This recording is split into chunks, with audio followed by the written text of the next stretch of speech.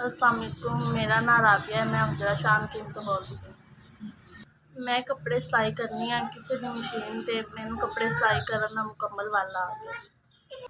मेरे कोल जाती मशीन नहीं हैगी। मैं मसाया दी मशीन लिया के कपड़े सिलाई करनी हाँ। कदी वो देंदे ने कदी नहीं देंदे।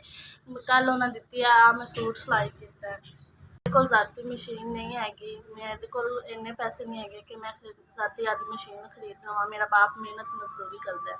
वो मेहनत मजदूरी करता है, कभी दिहाड़ी लगती है कभी नहीं लगती। असी बड़ी मुश्किलों का पेट पूरा करते पे।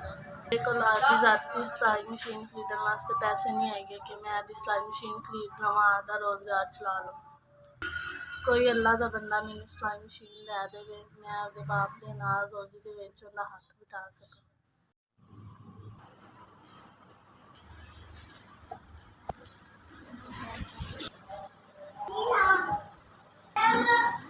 SBS ਤੁਹਾਡੀ तरफ सिलाई मशीन मिल गया, शुक्रिया मेहरबानी।